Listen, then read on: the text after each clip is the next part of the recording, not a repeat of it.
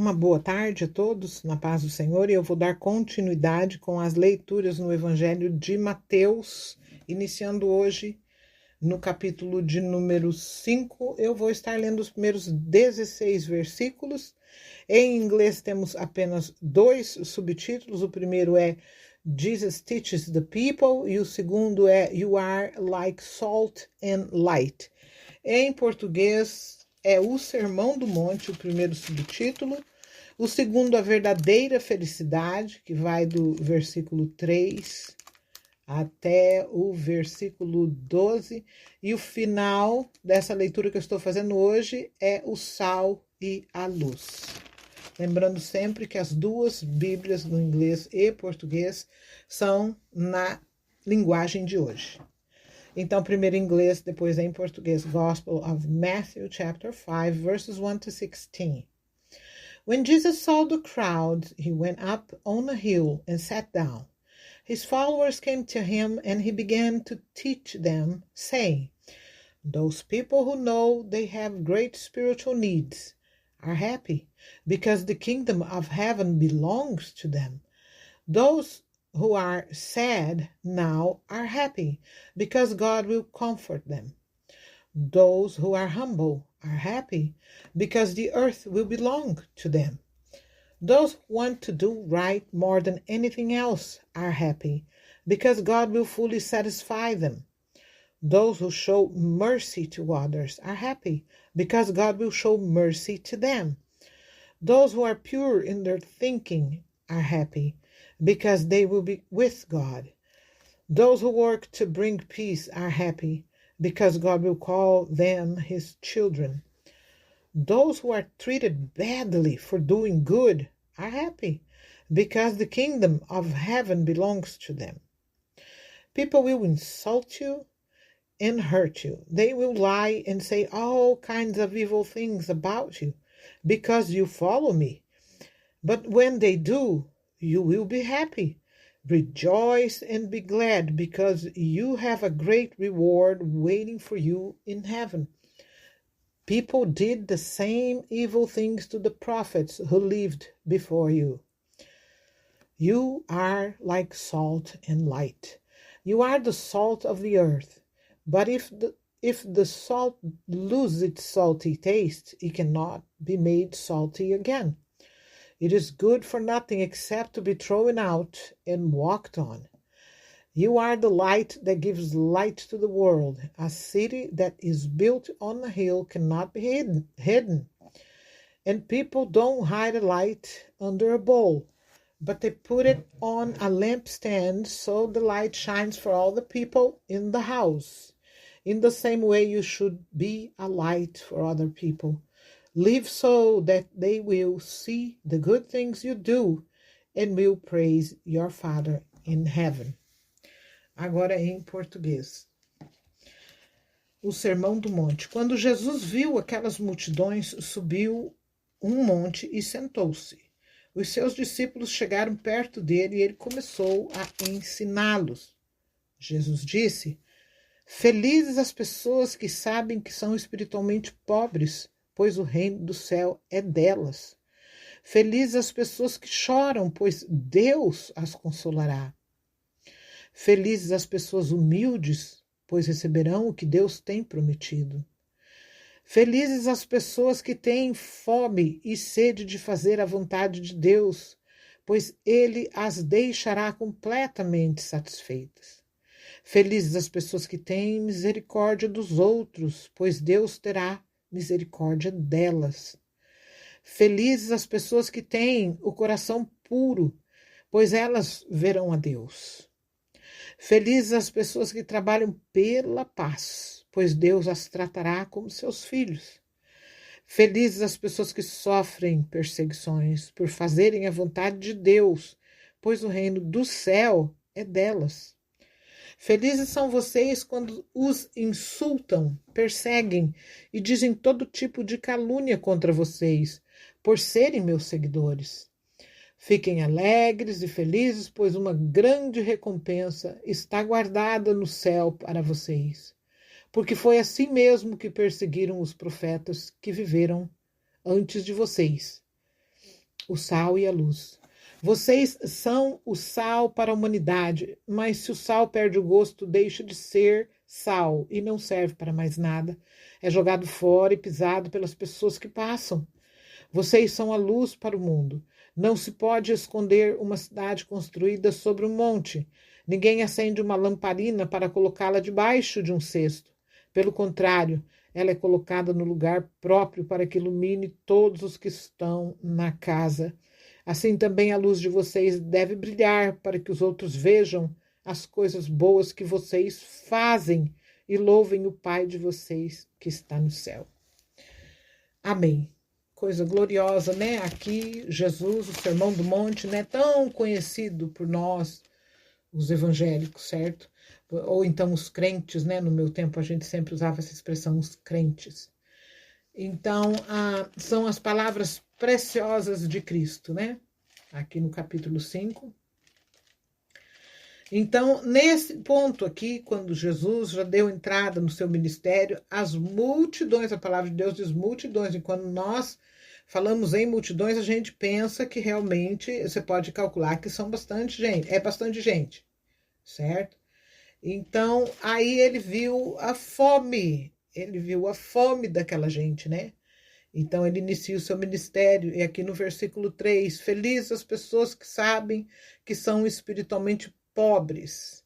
Então, aqui, de uma forma ou de outra, eu diria que este povo aqui, né, que viu Jesus rosto a rosto ali, né? Eles viram o Senhor ali, né?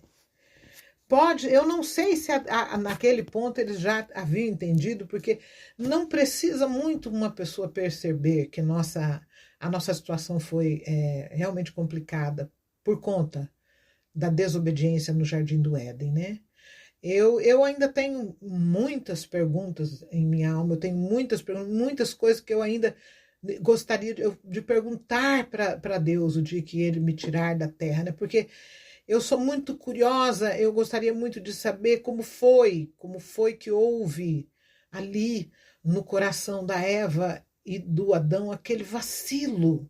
Eles vacilaram de uma maneira tão, assim, até eu diria que até vergonhosa, né? Porque Deus, o Criador, disse: olha, tudo aqui nesse jardim é de vocês comem de todas as frutas, de todas as árvores.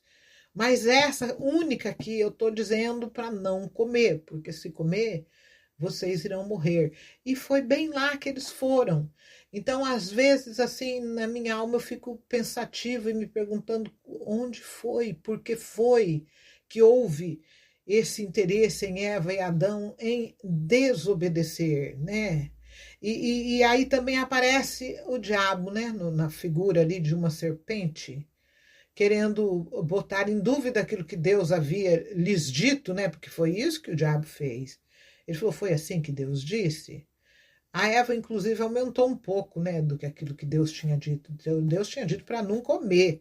Ela disse que não era para comer e nem para tocar, né? Então, ali já houve assim, ela deu uma mudada ali na situação. Quer dizer, todo um cenário que às vezes eu fico me perguntando a mim mesma por que é que ela agiu daquela forma, porque é que ela não se conservou na orientação de quem a criou, sabendo que ela tinha todo um paraíso ali diante dela, com tantas variedades de frutas, e isso tudo também pode ser que seja um cenário,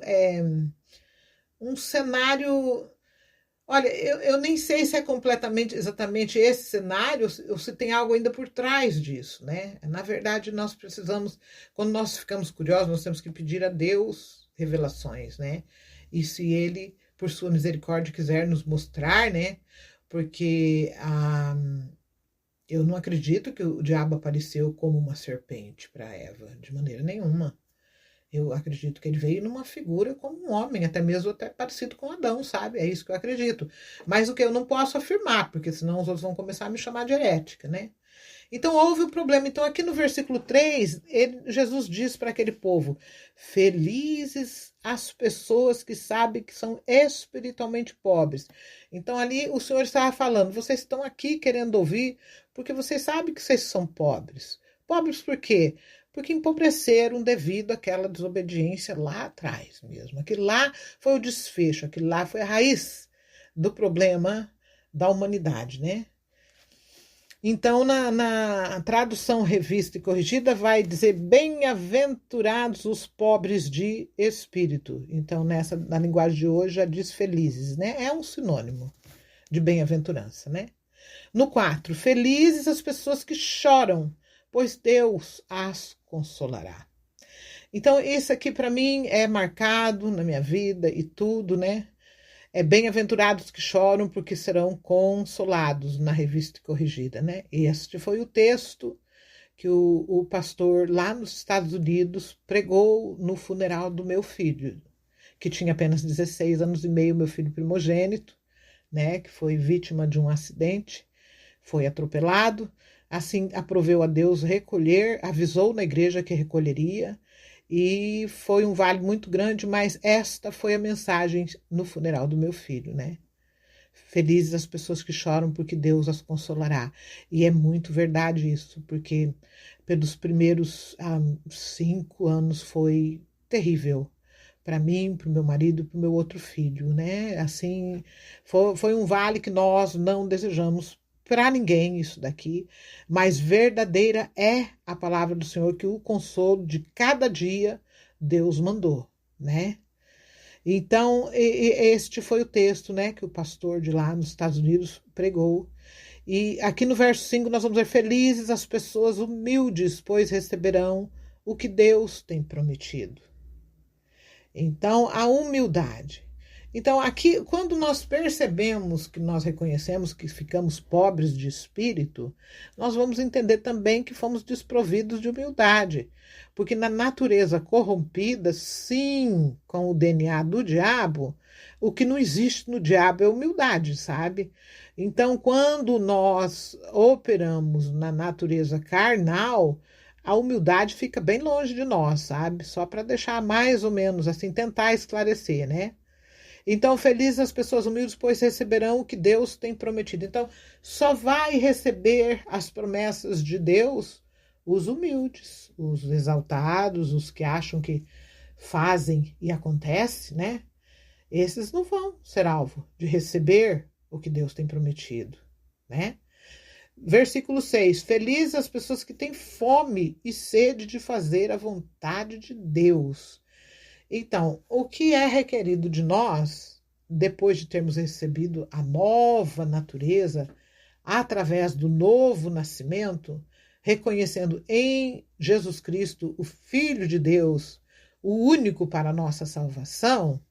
Então, a partir deste episódio, a fome e a sede de fazer a vontade de Deus tem que aparecer já naturalmente. Porque uma vez estando o Espírito de Deus dentro de nós, ele vai causar esta fome e essa sede de fazer o que Deus quer, né? E como consequência, nós vemos na parte B do verso 6 aqui, que ele as deixará completamente satisfeitas. Quer dizer, uma vez que você tem a fome e a sede de fazer o que Deus te pede, eu fazer o que Deus me pede, ele vai me deixar completamente satisfeita. No 7, felizes as pessoas que têm misericórdia dos outros. Meu Deus, o tanto que eu podia falar aqui, né? E a parte B é porque Deus terá misericórdia delas. O que eu posso dizer aqui?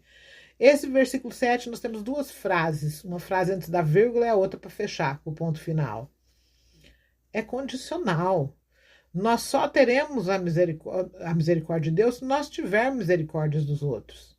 Aí eu venho a perguntar, nessa geração, será que nós temos visto muita misericórdia de umas pessoas para com as outras? O que você acha? Como você responderia isso? Olha, quando eu abro a minha televisão, eu vejo cada dia uma notícia pior do que a outra. Eu vejo uma notícia pior que a outra. Mas isso nós estamos dizendo de pessoas que ainda não reconheceram diante de Deus a necessidade de um Salvador, não receberam o Salvador, né? Mas eu mudaria esse quadro agora e jogaria para dentro das igrejas, de muitas igrejas, vamos dizer assim. Você que congrega tantos anos, muitos há décadas, outros há 2 décadas, 3 décadas, que nem eu, 4 décadas, mais de 4 décadas. Eu não vi muita misericórdia em muitas igrejas, não, viu? Eu posso dizer isso, certo? Mas o que que nós temos que fazer? Nós temos que responder por nós mesmos. Eu vou responder por mim e você vai responder por você. E quem não tiver misericórdia também não vai receber misericórdia, porque é isso que está escrito aqui. Não fica nada subentendido. Tá claro, né? Versículo 8. Felizes as pessoas que têm o coração puro. Olha, outra coisa que, meu Deus do céu, como que nós vamos dissecar ou explicar alguma coisinha rapidamente, em minutos, sobre um coração puro? Pois elas verão a Deus. Olha, vou até contar aqui: 1, 2, 3, 4, 5, 6, 7, 8, 9, 10, 11, 12, 13 palavrinhas, contando com os artigos que são tão pequenininhos, né? As, o, a, só, né? Felizes as pessoas que têm um coração puro, pois elas verão a Deus. O que que isso está me dizendo? Está me dizendo que se eu não tiver um coração puro, eu não vou ver Deus. Eu acredito que um antônimo de pureza venha a ser malícia também, para além de sujeira, né? Puro é limpo, né? Puro é limpo. Sujeira é impureza, né? Não é isso? Eu não fui atrás aqui certinho no Google das palavras corretíssimas, mas eu acredito que eu estou no rumo certo aqui. Pureza de coração, pureza de coração, pureza, coração limpo. Muitas vezes as pessoas ingênuas são taxadas de ingênuas, até de burras, né? Mas isso para Deus tem valor. Nós temos que ter corações como os corações de criança. Você consegue se lembrar como foi o teu filho, a tua filha pequenininho, 5, 6, 10 anos? Eles acreditam em tudo. Se você falar alguma coisa para eles, eles vão crer em você. Eles são dispostos a obedecer. A maioria das crianças, né? Lógico que existem as exceções, crianças aí, quem sabe, foram geradas num ventre tribuloso já desde o ventre, né? Aí isso tudo faz do quadro uma coisa muito mais complicada, né? Aí é quando você vê crianças rebeldes, crianças difíceis, né? Vamos colocar esse termo. Mas o que eu entendo pela palavra de Deus no dia de hoje é que bem-aventurados os puros de coração, pois eles verão a Deus. Só verá a Deus quem for puro de coração. No 9, felizes as pessoas que trabalham pela paz. Outro ponto, outro ponto. Pessoas que trabalham pela paz, pois Deus as tratará como seus filhos. Eu te pergunto, é fácil trabalhar pela paz? Eu vou deixar você responder, eu não vou responder você. É fácil trabalhar pela paz? Olha, eu de novo quero trazer a coisa nos levels, desde o teu level no teu nível pessoal, tá? Teu nível pessoal.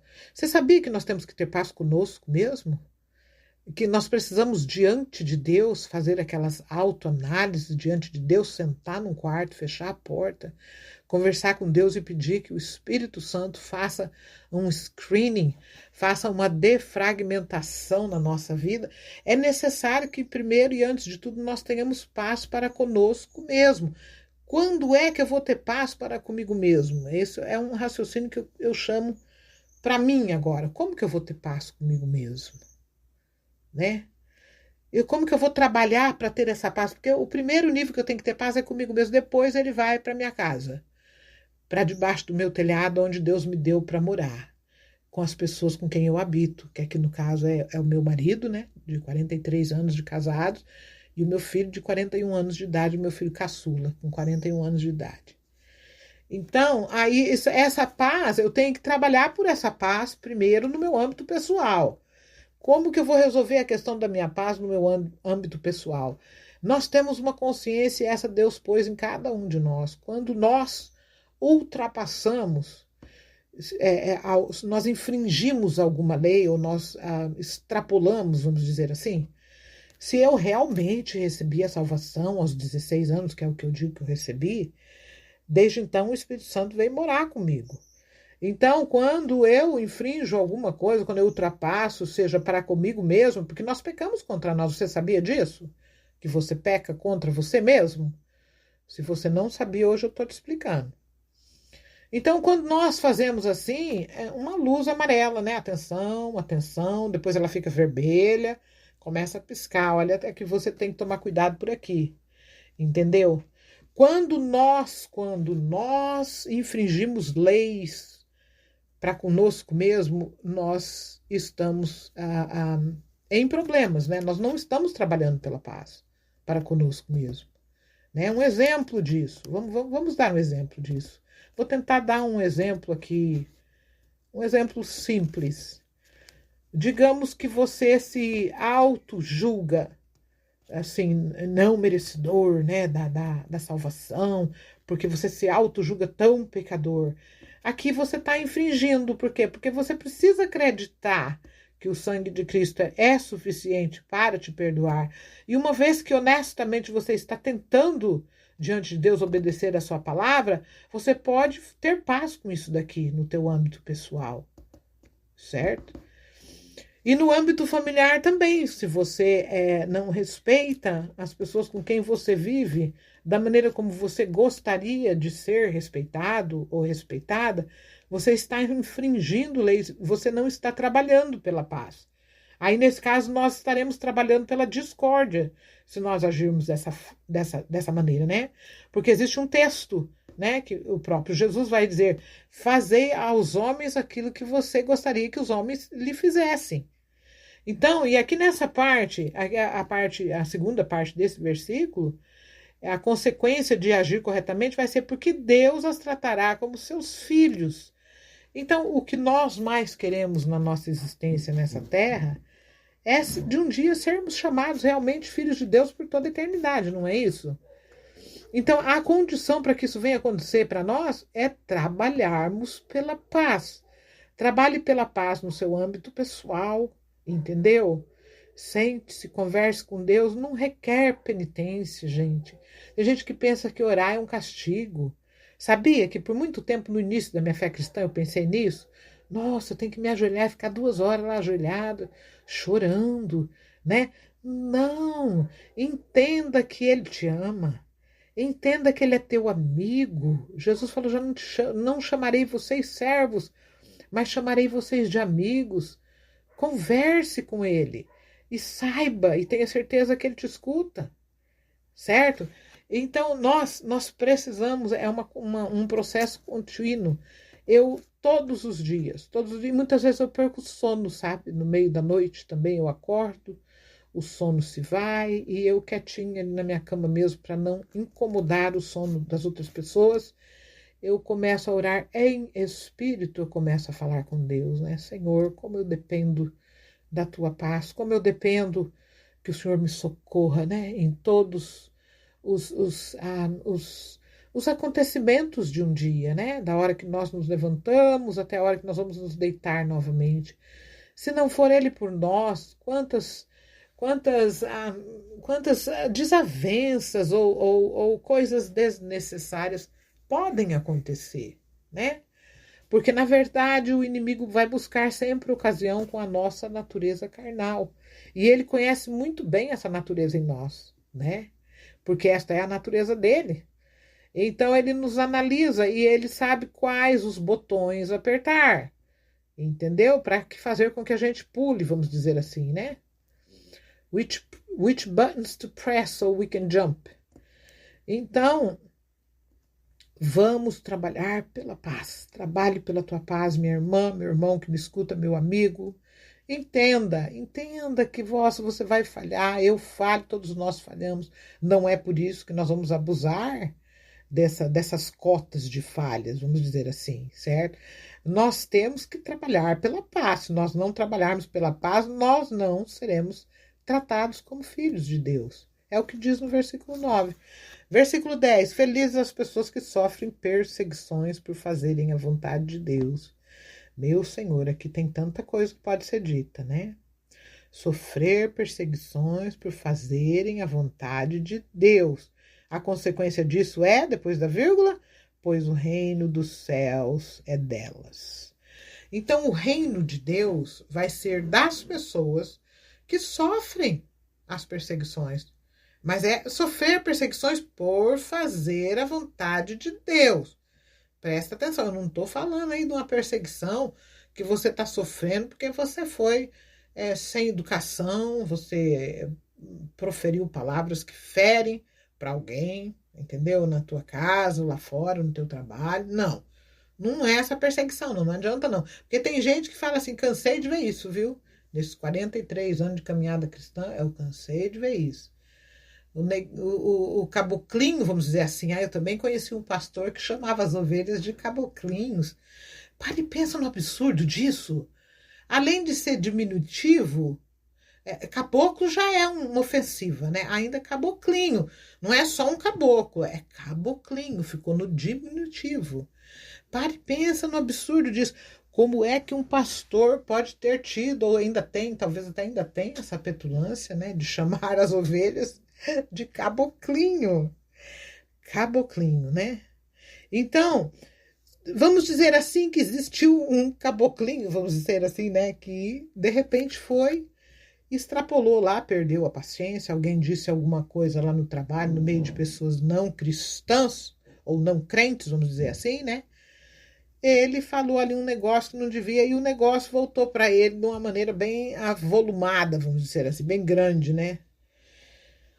Isso aí não é perseguição, não, por fazer a vontade de Deus. Isso aí é colheita da sua falta de educação. Eu já vou dizer bem assim. Porque essa é a grande verdade. Né? Isso aí ele já provou ali que se ele diz ter Deus, ele está agindo de uma maneira que ele está mostrando que não tem. Né? Ele ou ela. Vamos dizer assim. E vou dizer uma coisa, para quem chama ovelha de caboclinho, caboclinho é a mãe, viu? Caboclinho é a mãe, porque você que trata, você pastor que me escuta, que já tratou as tuas ovelhas de caboclinho, se arrependa diante de Deus, viu? Porque se você ainda está vivo, ainda tem um pouquinho de tempo para você. Porque se não se arrepender, eu não sei não como que Deus vai te enxergar, chamando o rebanho e as ovelhas preciosas dele de caboclinhos, né? Tá errado isso. Versículo 11. Felizes são vocês quando os insultam, perseguem e dizem todo tipo de calúnia contra vocês por serem meus seguidores. Olha, então, esse aqui é um ponto muito bom, porque está bem explicado. Ó. Bem-aventurados são vocês quando vocês forem insultados, perseguidos, e as pessoas fizerem calúnia. O que é calúnia? Mentira. Inventar mentiras sobre você, sobre o teu caráter, sobre o teu comportamento. E por vocês serem meus seguidores. Quer dizer, o que nós temos que fazer? Nós temos que nos conservar servindo, seguindo a Cristo. Seguindo a Cristo como? Como que eu provo que eu sigo Jesus? Hoje eu nem vejo ele fisicamente. Como que eu vou seguir ele hoje? Eu só sigo Jesus obedecendo às suas palavras. Como que eu obedeço às suas palavras? Se alguém me bater do lado direito da face, eu tenho que dar à esquerda. Se alguém me xingar ou falar, você fez isso, você roubou, você falou isso, você disse aquilo, entendeu? Não corresponda, não se defenda, entendeu? Porque isso se chama calúnia. No ponto certo, na hora certa, se você não colocar a tua mão na coisa, Deus coloca dele. E quanto a isso, eu tenho para dizer que eu tenho vários testemunhos para dar. Eu tenho muitos testemunhos, só que eu não posso nem começar a pensar a dar, que os meus áudios ficariam assim, assombrosamente grandes, ninguém ia querer ficar escutando. Mas eu tenho muitos testemunhos, assim, olha, de poder de Deus mesmo, de eu ficar quietinha na hora da calúnia. Quietinha, simplesmente dizer essas palavras. Eu coloco Deus entre eu e você aqui. Se eu tiver em dívida, ele tem todo o poder e eu desejo que ele me corrija. Mas se a dívida não é minha e é tua, se prepare que também ele vai lidar com você. Entende? Então, se você tem firmeza para fazer isso, eu vou colocar Deus aqui entre eu e você, faça. Entendeu? Faça. Agora lembre-se de uma coisa, se for você que estiver em falta, pode tomar cuidado. Tome cuidado. Versículo 12. Fiquem alegres e felizes, porque uma grande recompensa está guardada no céu para vocês. Quer dizer, se tudo isso que ele falou aqui, desde o versículo 3, né, até o 12, é para a gente ficar alegre e feliz, porque uma grande recompensa está guardada no céu para vocês. Preste atenção nisso. Nem tudo nós vamos receber aqui, gente. É um tal da gente ver as pessoas. Às vezes eu abro vídeos de cultos evangélicos em outras igrejas e parece que o povo tem um desespero de receber, tem que receber isso, tem que fazer corrente de oração para receber aquilo, sabe? Vou dizer para você que nem tudo nós vamos receber nessa terra. A recompensa está guardada no céu. Então, qual que é a nossa batalha? A nossa batalha é fazer tudo isso que ele disse do versículo 3 até o 12, para quando a gente cruzar o rio, né, o dia que os anjos vierem buscar as nossas almas por meio da morte física, né, ou então Jesus retornar, né, em sua segunda vinda. Então, até que isso aconteça, nós temos que andar dentro de tudo isso aqui que ele falou, dessas bem-aventuranças. Para quê? Para que nós possamos ser dignos de receber essa recompensa que está guardada no céu para nós. Aqui Deus nos ajuda, irmãs. Irmãos e meus amigos que me ouvem, vou dizer uma coisa. É como eu já disse em outros áudios, eu nunca tive contas bancárias abarrotadas, nunca nunca comprei muitos imóveis, nunca, sabe? Mas nunca me faltou nada. O Senhor sempre me vestiu, sempre me providenciou as 3 refeições de um dia, frutas, tudo que é necessário para o meu corpo físico, a roupa decente, limpa, certo? Então, são as cobiças que nos trazem problemas. E vou dizer uma coisa, na maioria das vezes eu observei nessa minha jornada, nesta vida, né, que eu já estou aqui com os meus 63 anos agora, eu observo, eu sou muito observadora, desde criança eu observava tudo à minha volta. Eu fico percebendo que muitas pessoas que foram muito pobres no início da vida, na sua infância, depois quando elas crescem e ficam adultas, é uma ganância. É uma ganância, uma cobiça, sabe? Parece que tudo que não teve na infância tem que ter 100 vezes mais, né?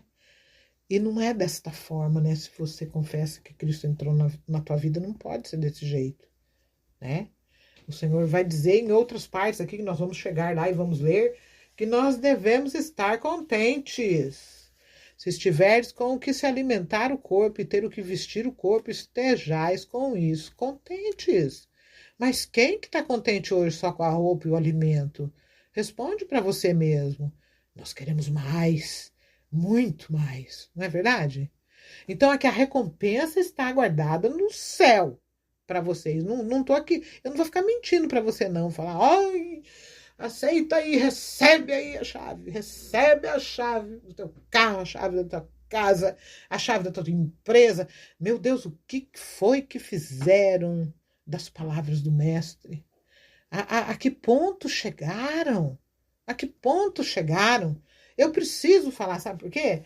Porque talvez essa seja a única maneira de conseguir de novo, abrir o entendimento das pessoas, né? Então, aqui no finalzinho do versículo 12, ele diz, porque foi assim mesmo que perseguiram os profetas que viveram antes de vocês. Pare e pensa, se você é cristão, você recebeu a salvação? Se a tua resposta for sim, você tem que ter lido sobre os profetas já, sabe? Pelo menos uma vez. Eu não sei há quanto tempo você se converteu. Você precisa ler. E precisa ler com atenção. Leia o livro de Jeremias. Por amor da tua alma, leia o livro de Ezequiel. Leia Daniel. Veja os profetas menores, Miqueias, Jonas, vai lendo e vendo o que foi, Zacarias, vai vendo o que essa gente passou, o que essa gente sofreu. Muitos foram mortos, outros foram jogados em poços de lama. Por quê? Por falar a verdade, por amar a verdade, por fazer isso que está aqui sobre a paz, ó, trabalhavam pela paz, mas também não deixavam de condenar o erro, né? É necessário, as coisas erradas precisam ser trazidas à luz primeiro, para depois serem condenadas, né? É preciso que se enxergue o erro primeiro, senão você não vai condenar, né? Então aqui eu tenho agora mais 1, 2, 3, 4 versículos, eu acho, que é sobre o sal e a luz, né? Então, vou ler rapidamente para que não fique muito longo o vídeo. Vocês são o sal para a humanidade, mas se o sal perde o gosto, deixa de ser sal e não serve para mais nada. É jogado fora e pisado pelas pessoas que passam. Olha, esse texto já foi pregado de púlpito de igrejas. Olha, há 43 anos eu escuto isso daqui. E nós já sabemos, né? E nós já sabemos. Como que eu sou sal? Como que você é sal? Por exemplo, vou dar um exemplo que eu vivi na minha jornada de trabalho, desde os 14 anos até o quê? Uns 4 anos atrás, que eu fui obrigada a parar de trabalhar. Vamos dar um exemplo bem prático e simples e físico que aconteceu. Você está no teu trabalho e acontece uma questão lá. Fulano falou isso do ciclano e fulano está agora odioso com o ciclano e trazem a questão para você. Ah, você viu o que ele fez lá? Você viu o que ela disse lá, certo? Como é que você vai ser sal? Como é que eu pude ser sal numa ocasião como essa? Sabe como que a gente é sal numa ocasião como essa? Trabalhando pela paz, que é o que está no versículo 9. Nós temos que apaziguar a situação. Nós temos que dizer, olha, considere que talvez a pessoa passou um momento ruim dentro de sua própria casa. Então, você tem que pelo menos tentar. Você não pode instigar aqui uma vingança, falar, vai lá e mata. Vai lá e diz 10 palavras em cima daquela. Não, daí você não é sal, você não está salgando. Eu estou dando aqui um exemplo prático. Você aceita se você quiser, se não quiser, pode deixar que eu vou continuar dando alguns exemplos aqui, né? E luz, vamos lá no versículo 14. Vocês são a luz para o mundo. Não se pode esconder uma cidade construída sobre um monte. Por exemplo, a cidade está lá.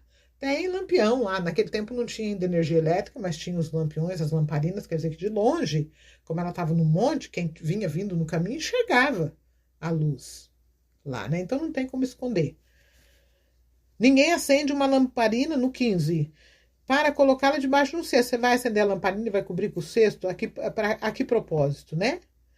Pelo contrário, ela é colocada num lugar próprio, ou seja, no lugar alto da casa, para iluminar todos que estão na casa.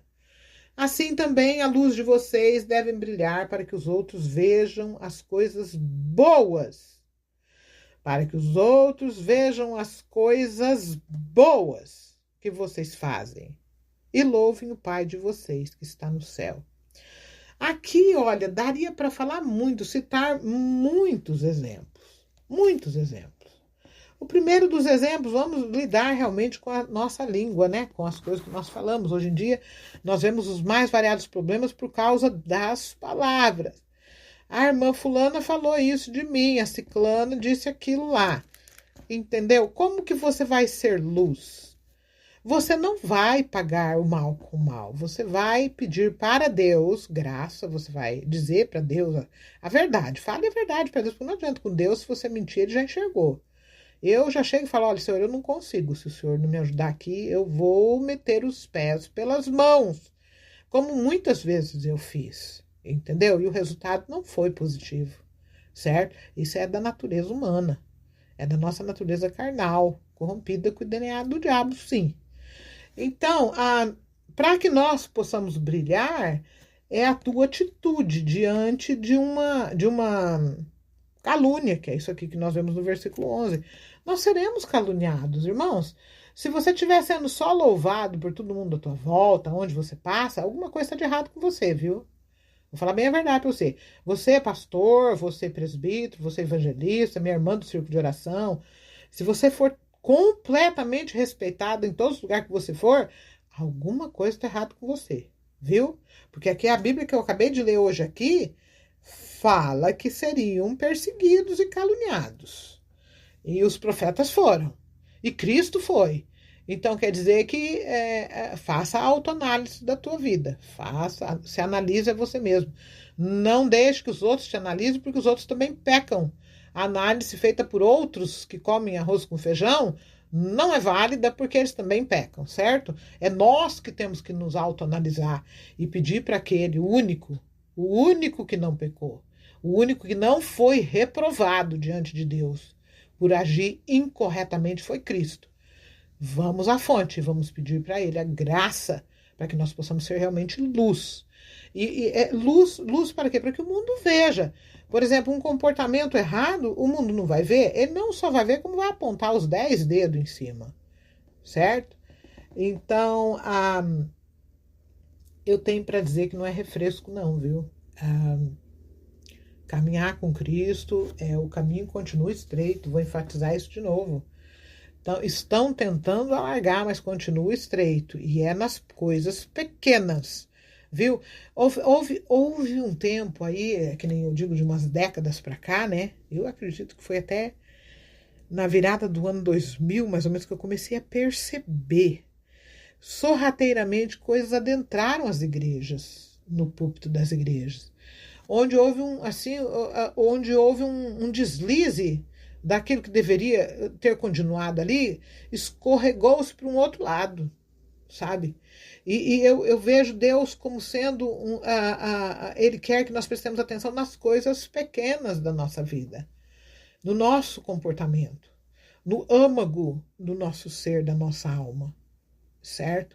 É com as coisas pequenas, porque outras coisas foram introduzidas e de repente não dá nada não, que essa é a frase que os brasileiros usam muito, e eu tenho pavor disso, sabe? Eu não consigo, até de eu repetir, me dá assim uma versão, sabe? Que não dá nada não. Como que não dá nada não? Nós temos que continuar no caminho estreito e nós temos que batalhar por ser tudo isso que eu li aqui hoje. Batalhar pela paz, ter misericórdia. Na vida carnal, nada disso acontece. É necessário morrer esse lado em nós para que o outro possa habitar. Digo para você, é fácil você colocar na cruz essa natureza? Não, porque nós não gostamos de refrear, muitas vezes, a natureza carnal. Por exemplo, no Velho Testamento era olho por olho, dente por dente. Né? Você me bateu no lado da cara, eu vou esbofetear a tua também. Entendeu? E podia. Você veja bem que no Velho Testamento podia. Entendeu? Você me arrancou um olho, eu vou e arranco o outro teu. Agora imagina onde que isso ia parar. Para e pensa onde que as coisas... É por isso que existia o que a gente vê no Velho Testamento, né? Espada. Um mata aqui, vem o outro familiar de lá e mata aquele de cá. Aí o outro familiar de lá vem e vinga aquele e mata o outro de cá. Então Cristo veio abolindo tudo isso. E o que ele quer tratar em nós é o nosso interior.